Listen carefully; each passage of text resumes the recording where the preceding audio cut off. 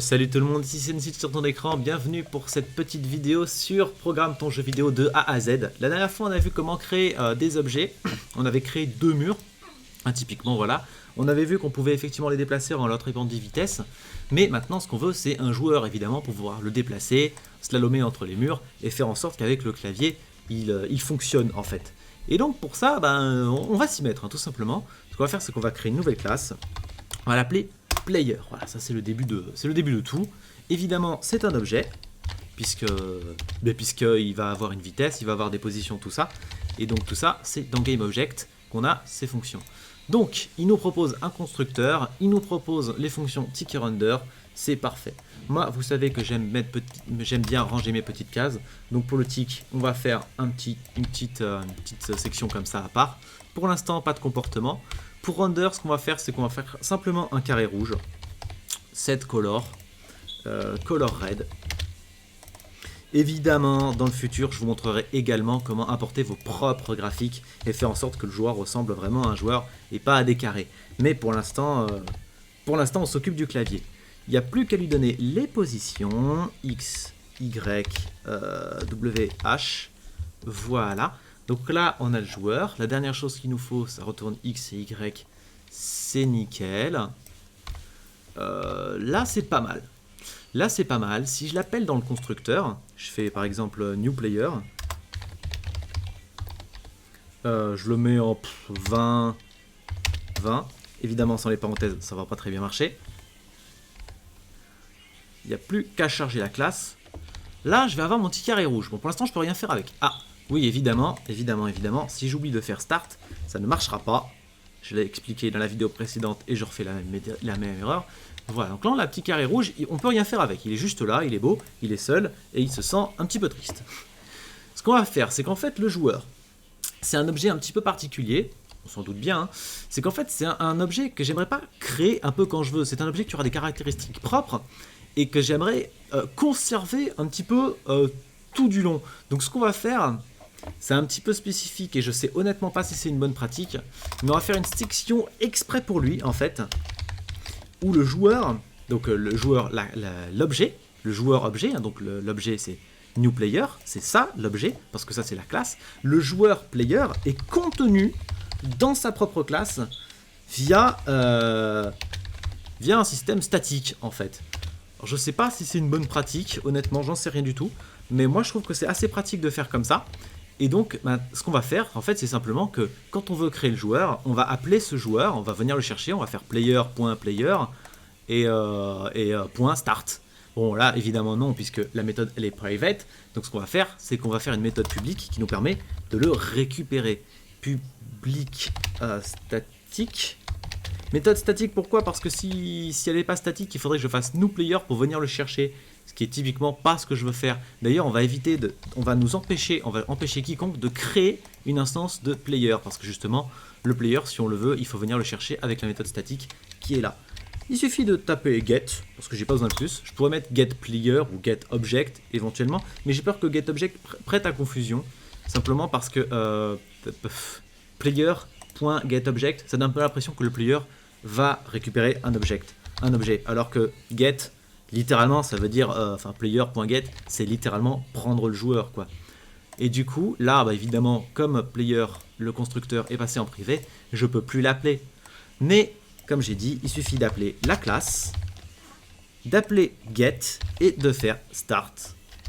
Pourquoi je peux pas faire start?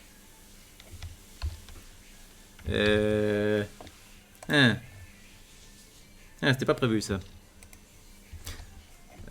Start. Si, j'ai mal écrit. Voilà. Donc là, ça revient littéralement au même. À ceci près que, évidemment, oui, non, attends, presque, ça revient presque au même. Non, ça revient au même. Il y a juste 2-3 trucs que je voulais faire en plus. C'était quoi? Oui. Une instance qui vérifie si le joueur il existe. Je trouve que c'est quand même assez important. Parce que typiquement, s'il n'existe pas, le truc c'est qu'il va faire get un objet qui sera nul. Et non, c'est pas ça, c'est qu'en fait il faut qu'on vérifie non, l'objet il est jamais nul, il est égal à new player. Le truc c'est qu'il faut qu'on vérifie si le joueur il est bien en jeu. Parce que typiquement, quand on sera sur l'écran titre par exemple, il n'y aura pas de joueur. Mais si jamais je commence à mettre des fonctions qui dépendent du joueur alors que le joueur il n'est pas présent, ce qu'il faut, c'est qu'en fait, on vérifie si le joueur est inclus dans l'handler. Pas s'il renvoie un objet nul, il renverra jamais un objet nul. Il faut qu'on voit s'il est dans la liste de nos objets. Et pour ça, ce qu'on va faire, c'est qu'on va déjà créer une fonction dans cette liste d'objets. Il faut juste que je retrouve ma petite anti-sèche pour savoir comment j'ai fait ça la première fois. Voilà, handler object. La fonction, elle se trouve là. Voilà, c'est ça. C'était une fonction qui était protected, parce qu'en fait, j'ai pas envie qu'on l'appelle depuis handlerObject, j'ai pas envie qu'on vérifie si le joueur il existe en appelant handlerObject.isExistingPlayer. Moi, j'ai envie qu'on fasse player.isExisting. Je trouve ça beaucoup plus propre. Du coup, c'est en protected, et ce que je vais faire, c'est que dans player, je vais faire une fonction qui rappellera celle-là, ce qui est possible, puisque de toute façon, c'est dans le même package, puisque là, en fait, je mets protected pour package private, pas protected pour protected d'une extension de classe. Enfin, en sens où c'est une classe fille. Bon, c'est vrai que c'est du jargon un peu technique, mais disons que si jamais dans 6 mois vous revenez et que vous écoutez cette vidéo, vous voyez très bien de quoi je parle. Là, c'est peut-être un petit peu flou, mais donc voilà. Ce qu'on va faire, c'est qu'on va appeler simplement la liste en question. Il y a une fonction qui fait exactement ce qu'on veut, c'est contain. Il vérifie si l'objet en question existe. Il n'y a plus qu'à appeler l'objet, et en l'occurrence, l'objet en question, eh bien, c'est l'objet player, tout simplement. Voilà, donc là j'ai ma fonction qui vérifie, ah oui, évidemment, un petit return, puisqu'elle retourne un boolean, ça vérifie si l'objet player est contenu dans la liste, donc c'est-à-dire littéralement s'il est en start, et s'il est en stop, eh bien l'objet ne sera pas dedans, et ça me renverra que l'objet n'existe pas. Et c'est exactement ce qu'on veut, il n'y a plus qu'à créer la fonction, comme j'ai dit, en statique pour pouvoir l'appeler d'ici, boolean, isExisting,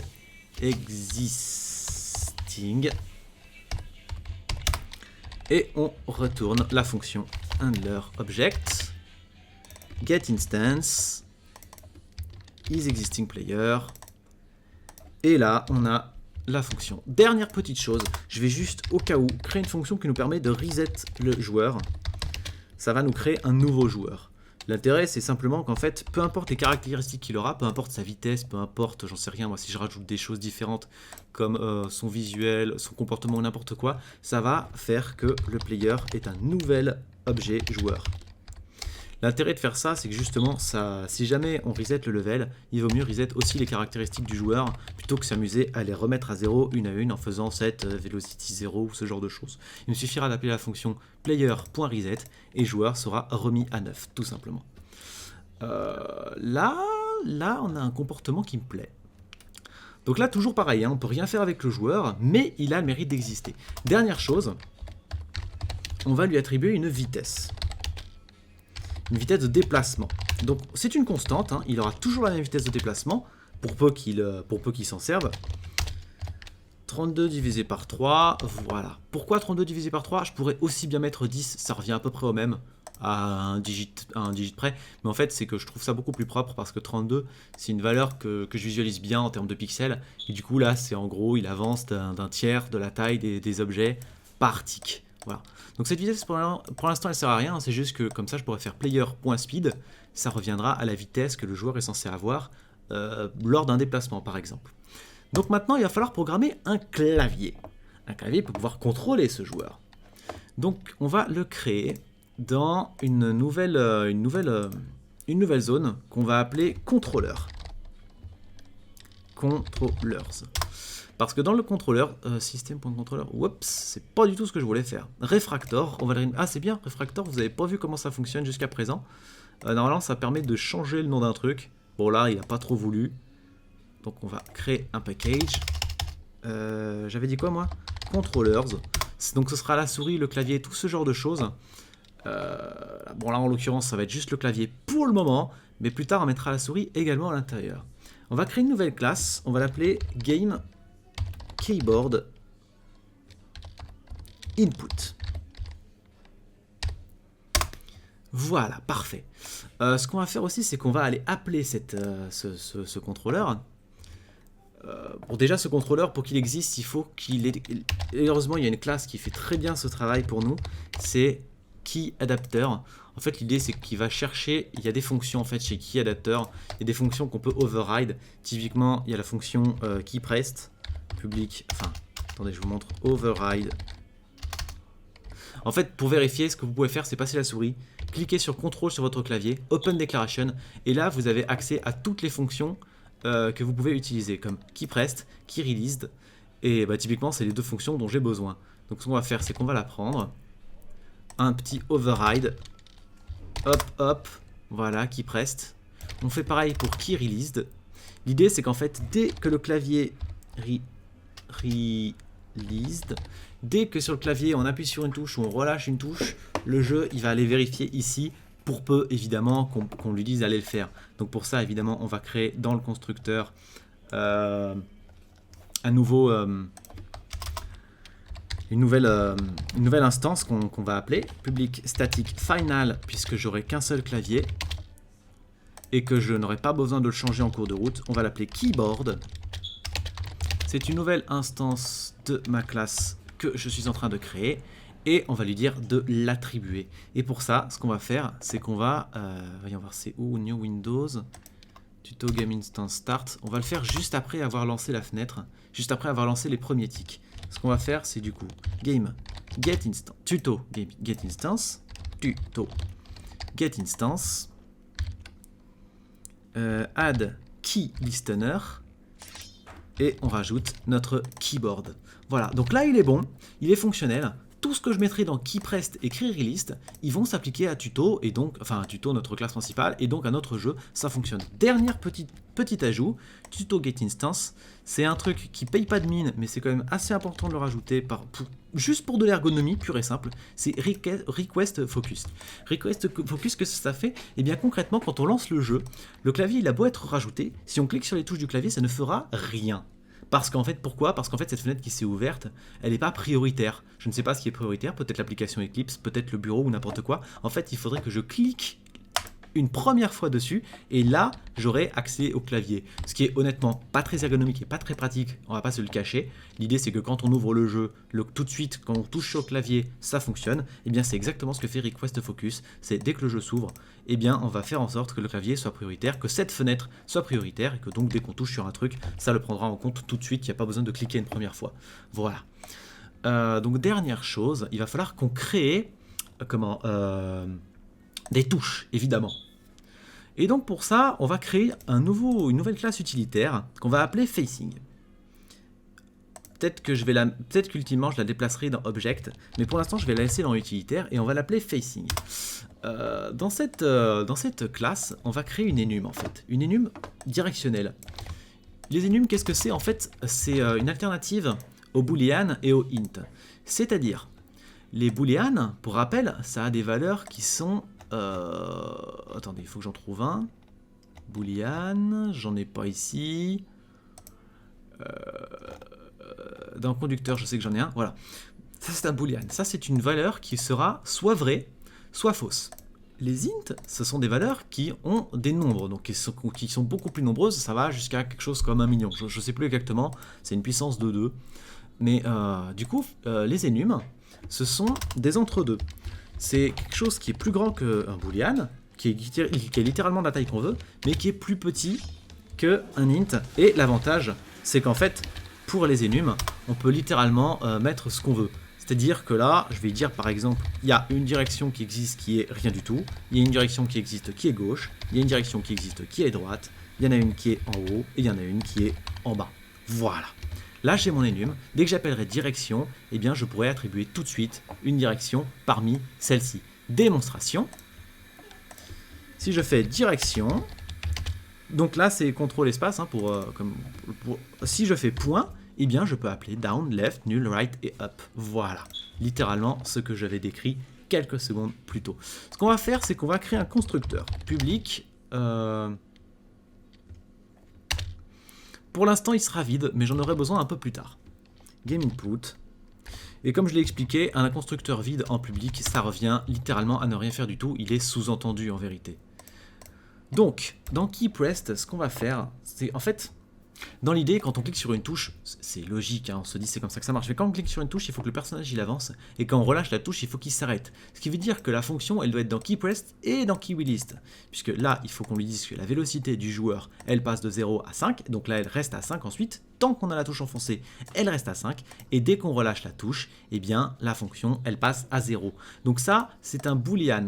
C'est un boolean qui vérifiera si la touche, elle est enfoncée, auquel cas il va attribuer un 5, ou si elle est relâché, auquel cas il va nous attribuer un 0. Donc les booleans, on va le créer.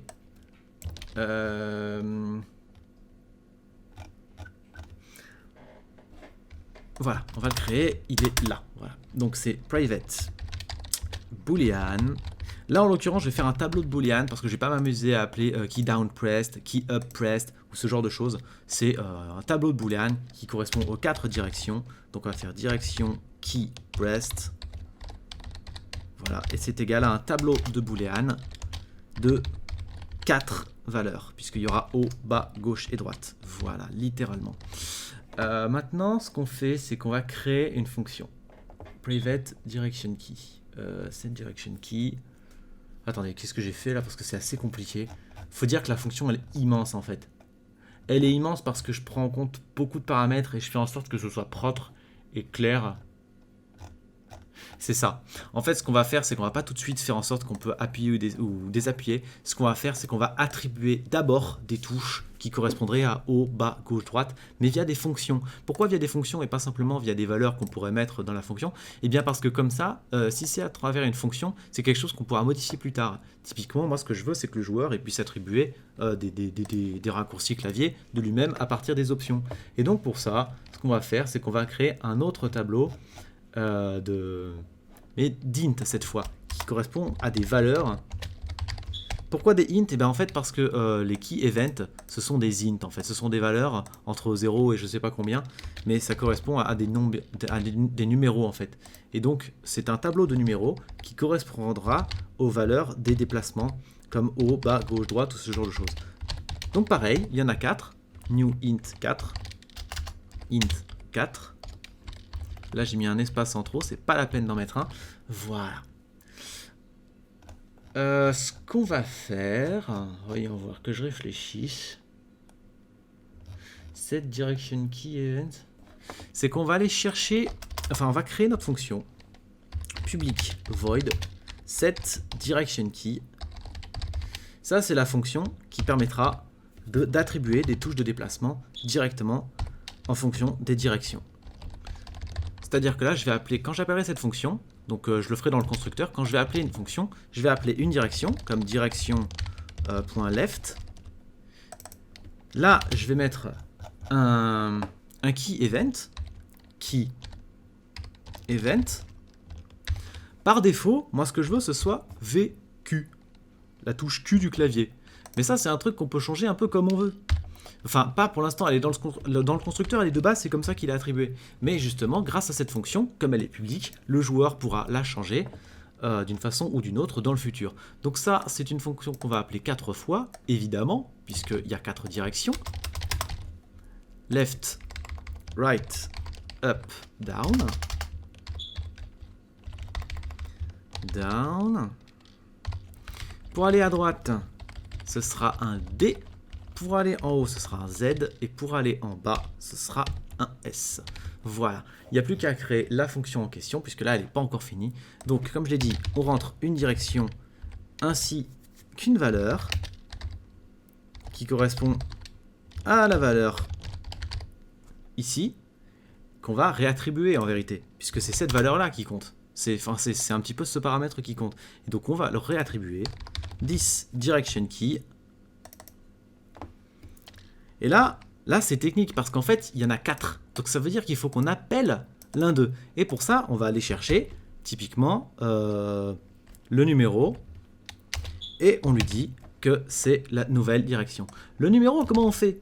Parce que là, concrètement, on est en train de dire, ouais, mais en fait, moi, ce que je voudrais, c'est que la direction, tu comprennes que c'est la direction gauche. Sauf que là, c'est un tableau de valeurs.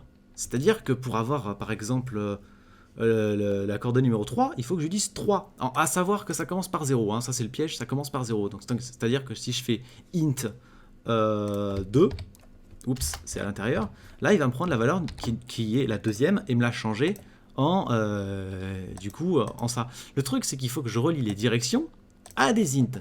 Et pour ça, eh bien, on va du coup aller modifier notre facing pour faire en sorte d'avoir des numéros. Donc ce qu'on va faire, c'est que pour nul, on va dire que c'est -1, histoire de ne pas avoir de mauvaise surprise.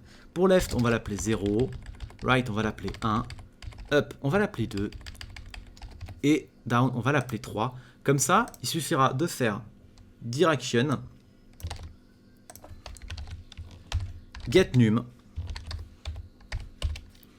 et là, on aura littéralement le numéro. Il n'y a plus qu'à créer évidemment la fonction getNum, évidemment, qui retourne l'int getNum, et l'int de l'enum en question, l'int qui est attribué dès lors que l'enum est créé. Pour ça, c'est comme dans un constructeur d'objets, il faut faire le paramètre qu'on explique, un petit constructeur dans lequel on appelle num, donc ça veut dire que j'ai le droit de faire ça, et ensuite le fait de préciser que thisNum est égal à num, ça veut dire que ceci est un attribut, et que donc quand on fera getNum et qu'on retourne le numéro, là ça fonctionne. Il y a juste à faire, enfin presque, pour une raison un petit peu mystérieuse, il me met des erreurs de partout. C'est quoi le problème ? Non mais ça c'est un constructeur, il n'y a pas de void qui tienne.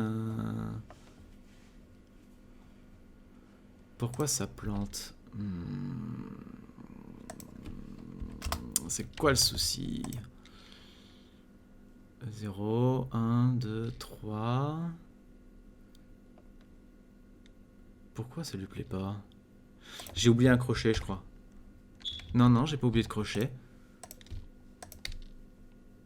Ah oui, je sais, j'en ai mis un là. Oui, en fait, c'est... Oui, tout ça, c'est... En fait, il faut que ce soit compris dans l'enum même, en fait. Sinon, ça lui pose des problèmes. Donc, il faut pas fermer le crochet de l'enum. Et là, j'ai le droit de créer un enum. Donc là, typiquement, j'ai terminé avec le facing. J'ai plus à y toucher. Et là, on a la bonne surprise de se rendre compte que ça fonctionne et qu'on va chercher le key event et qu'on pourra modifier. Ce qui veut dire qu'on peut effectivement appeler la méthode, appeler simplement une direction et changer sa truc, et ça fonctionne, ça convertit bien l'enum en int, en valeur de clavier. Voilà, c'est un peu technique, mais disons que c'est des bonnes pratiques parce que ça permet de modifier dans le futur très facilement. oui, je vous assure, c'est très facilement une touche de clavier en appelant simplement cette fonction, et du coup on peut appeler directement la direction et la touche qu'on veut. Maintenant, pour les directions. Donc c'est... Comme je l'ai dit, il nous faut une fonction qui, d'ailleurs elle va être private, une fonction qui s'active dès lors qu'on presse une touche du clavier ou qu'on la relâche. Private void direction key. En l'occurrence, on va vérifier la clé, donc la touche qui est enfoncée, et on va vérifier, enfin on va préciser si elle est enfoncée ou pas. Parce que le fait de le préciser, ça permet d'appeler la même fonction ici et là. Et du coup, c'est exactement ce que je vais faire. Là, on va lui dire que... Donc déjà, on va faire un seul key event, int key. On va convertir ça en get key code. Get key code. Voilà, comme ça, on s'embête pas. On appelle direction key. Direction key. La clé... On dit que là, la touche est appuyée. Et là, on fait littéralement un copier-coller. Et là, on dit que la touche n'est pas appuyée. Voilà. Donc là, c'est nickel. Ce qu'il fait, c'est qu'il va réattribuer dès que la touche est appuyée, peu importe laquelle. Il va préciser que c'est appuyé ici, dans cette fonction. Et là, il va préciser que ça n'est pas appuyé. Ce qui veut dire que dans cette fonction, il va falloir qu'on chope les deux événements. Il n'y a plus qu'à vérifier quelle est la touche en question. Donc, on fait un if. Si la clé est égale à direction key event, key pressed. Non, key event. Oui, on va vérifier key event. Si c'est égal à direction left get num. Alors attention, ça va aller très vite. Et bien du coup, tu précises que direction key pressed, même chose, donc ça c'est le contenu du crochet, est égal à pressed. Et là c'est magique, ce qui fait, c'est qu'en fait, attends, j'ai oublié un truc, oui, j'ai oublié un double égal, c'est un comparatif. Ce qui vérifie, c'est le numéro de la clé qui est appuyée. Ce qui fait, c'est qu'ensuite, il vérifie si ce numéro est égal au numéro qui a été attribué dans la touche qui est poussée, qui est, pour rappel, direction left, qui est ici. Donc il va vérifier si c'est un Q qui est poussé. Et si c'est un Q qui est poussé, ce qu'il va faire, c'est qu'il va préciser que le Q est, et là, pressed boolean, ici, poussé, ici, pas poussé. Vous comprenez la logique? C'est un peu technique, mais c'est comme ça que ça marche. Dernière chose, on va faire un OU. Il va aussi vérifier, puisqu'on y est, si la clé est poussée, enfin si la clé flèche est poussée. Parce que j'ai aucune raison de faire en sorte que les flèches ne fonctionnent pas à ça. Après tout, c'est un bonus. Même si le joueur il aura aucun contrôle sur les touches de clavier des flèches, puisque là elle n'est pas dans ma fonction, je ne peux pas la modifier, c'est pas un truc que je peux changer pour les flèches de clavier. Il n'y a aucune raison de ne pas faire en sorte que les flèches de clavier soient considérées comme une touche directionnelle, et donc il y aura un OU en fait. Si on clique sur les flèches de clavier ou sur un Q, ça fonctionne. Et là on n'a plus qu'à faire des copier-coller. 1, 2, 3, voilà on en veut 3. Et on remplace left, donc là c'est une petite astuce de CTRL F. On remplace left par right. On va chercher ici, on fait remplace trouver, remplace trouver, remplace trouver. Là, on remplace par up, remplace trouver, remplace trouver, remplace trouver. Et on remplace par down. Remplace trouver, remplace trouver, remplace. Voilà. Donc là, la fonction, ce qu'elle fait, c'est qu'elle, comme je l'ai expliqué, elle précise si la touche est appuyée ou pas appuyée. Dernière chose, maintenant, puisque ces touches, ce qu'elles font, c'est que littéralement, elles vérifient si elle est appuyée ou pas appuyée. Mais maintenant, il faut qu'on lui dise que cette touche, elle déplace le joueur. Donc ce qu'on va faire, CSN, ce qu'on va faire, c'est qu'on va vérifier déjà si le joueur a le droit d'être déplacé. Donc on va faire une petite fonction, on va même faire une section, on va ranger ça dans une section à part. On va vérifier si le joueur a le droit d'être déplacé. Private boolean is player mobile, movable, c'est bien aussi, oui, movable. Return. Pour l'instant on va mettre false, mais c'est temporaire, c'est juste histoire de ne pas avoir une erreur qui s'affiche. Boolean, on va créer une nouvelle boolean, on va vérifier simplement si le joueur il existe. Parce qu'évidemment si le joueur il n'existe pas, il n'a aucune raison de se déplacer, et s'il n'a aucune raison de se déplacer, il n'a aucune raison que la fonction qui lui dise de se déplacer fonctionne. Au contraire, il faudrait qu'elle dise qu'elle ne... Enfin, il faudrait pas qu'elle se lance. Et donc voilà. Pourquoi je fais une classe à part alors que je pourrais simplement faire un if player existing ici, player existing, parce qu'en fait là pour l'instant je n'ai qu'un paramètre à prendre en compte, c'est l'existence du joueur. Mais dès lors que j'aurai plusieurs paramètres, comme le fait que le jeu soit en pause, comme le fait que le joueur soit stun ou ce genre de choses, il faut qu'on puisse venir le vérifier ici, plutôt que de devoir rallonger notre condition if, et donc c'est bien d'avoir une fonction qui le fait. Donc is player movable. Et si le joueur il est déplaçable, eh bien on appelle la fonction movePlayer et on en a terminé à ceci près qu'évidemment il faut créer cette fonction. Hop.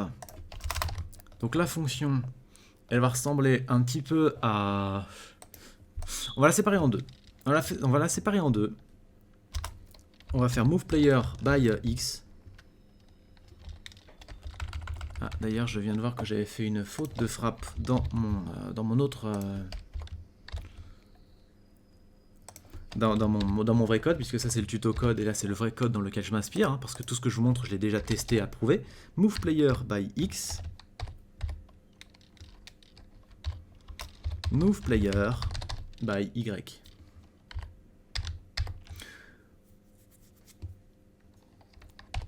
Voilà, elle est composée de deux choses.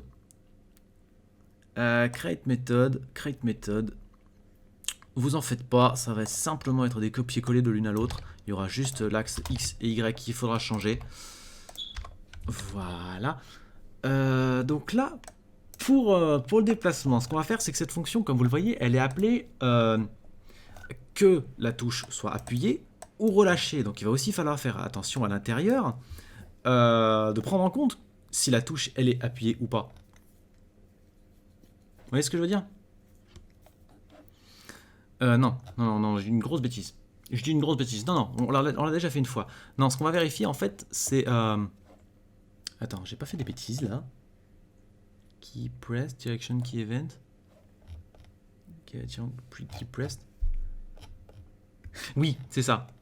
En fait, vous voyez qu'évidemment, il y a moyen plus court de faire tout ça. Ce qu'on peut faire, c'est simplement dire que quand on appuie, il se déplace. Et moi, je fais les choses propres. Là, vous voyez un tuto de choses propres, de code que vous pouvez passer 100 ans en Java 14. Il n'y aura pas plus optimisé et beaucoup plus propre. Parce que ce que je veux faire, c'est que si on clique sur la touche droite et que soudainement on clique sur la touche gauche, le problème avec les codes beaucoup plus simples que celui-là, c'est que spontanément le joueur il va commencer à aller à gauche sans vérifier si on est déjà en train d'appuyer à droite. C'est pas propre, honnêtement. Exactement pareil, si on fait haut et bas en même temps, bah là le joueur il va se déplacer soit en haut soit en bas. C'est pas propre non plus. Avec mon code, l'avantage c'est qu'en fait il va vérifier si on appuie sur l'un mais pas sur l'autre. Et si c'est le cas, et bien du coup il va immobiliser le joueur. Mais, et là je pousse le vice avec ce code, c'est que si on relâche l'une des deux touches, c'est propre, le joueur va spontanément recommencer à se déplacer dans la touche qu'on a laissé appuyer. C'est pour ça que je fais vachement compliqué là où on pourrait faire beaucoup plus simple. C'est que moi, ce que je veux, c'est que mon code il soit suffisamment performant pour faire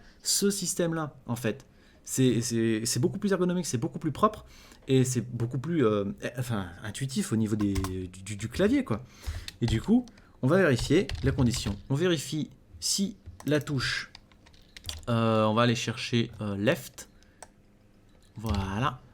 Si la touche est appuyée et que la touche de l'autre côté ne l'est pas,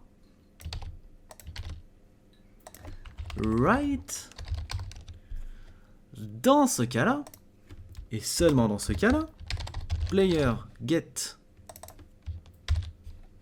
puisque là c'est le joueur à qui on va attribuer des choses, une vitesse qu'on a déjà attribuée plus tôt, puisqu'il suffit d'aller chercher la fonction player speed. Et là, on met un moins, pourquoi? Parce qu'en fait, comme je l'ai expliqué, en haut à gauche c'est 0, 0, ce qui veut dire que quand on se déplace à droite c'est en positif, quand on se déplace à gauche c'est en négatif. Pareil pour quand on se déplace en bas ça sera en positif, quand on se déplace en haut c'est en négatif. Et du coup quand on se déplace à gauche, eh bien c'est une vitesse négative, tout simplement. Ensuite, on va faire des else if. On va vérifier si il clique sur les deux touches, alors la vitesse est nulle. Si il clique sur droite, mais qu'il ne clique pas sur gauche, la vitesse est positive. Enfin, si il clique sur rien, donc si ne...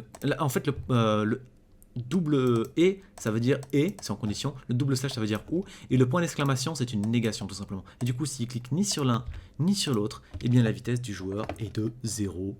Voilà, on a quasiment terminé. Il n'y a plus qu'à faire la même chose pour Y. On remplace tous les left par des up. Non, attends, j'ai fait une bêtise. Voilà, c'est ici. Up.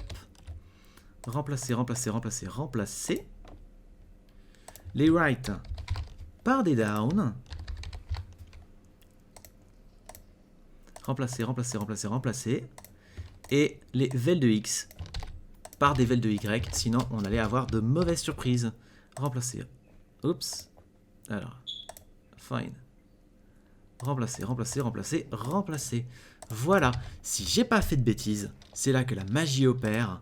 On a notre joueur et dès que je clique sur D, il se déplace. Dès que je clique sur bas, il se déplace en diagonale. Et là, je vais cliquer simultanément sur Q et sur D. Donc, enfin, on va faire le clavier parce que c'est plus clair. Dès que je fais à droite, il se déplace à droite. Dès que je fais à gauche, il se déplace à gauche. Dès que je fais à gauche et à droite, donc là, je fais seulement gauche. Je fais à droite aussi. Il ne fait plus rien. Je relâche gauche. Du coup, j'ai plus que droite enfoncée et il part à droite. Inversement, je réinverse. Je reclique les deux, je relâche une. Je reclique les deux, je relâche une. Et c'est super parce qu'il a un fonctionnement fluide et propre en fait. Voilà. Donc ça a été assez compliqué. On va faire un petit bonus, vite fait, bien fait. Un petit bonus de rien du tout. On va créer une fonction qui nous permet de quitter le jeu sans avoir à faire Alt F4. Donc on va créer une exit key.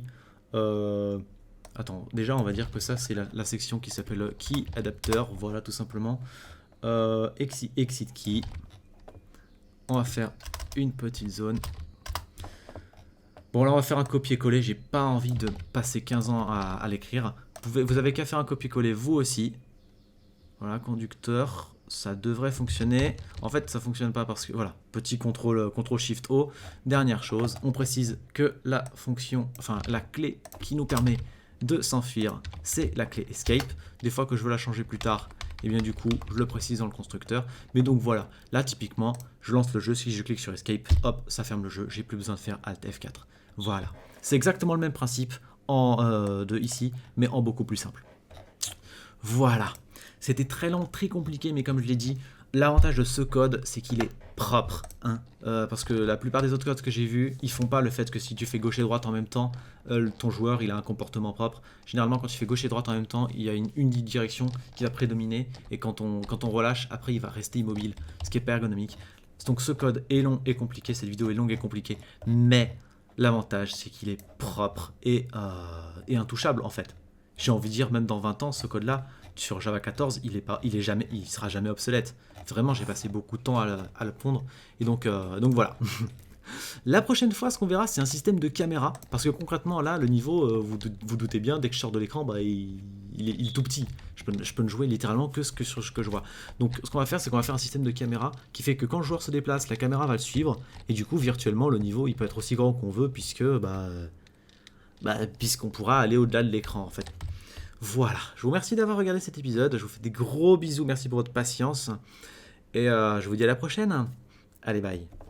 Et pareil pour le live Twitch, je vous fais des gros bisous, merci d'avoir été là, je pense que je vous ai perdu de toute façon en cours de route, mais pour ceux que ça intéresse, cette programmation, eh bien voilà, le code est infaillible, voilà, je l'ai dit, le mot est là.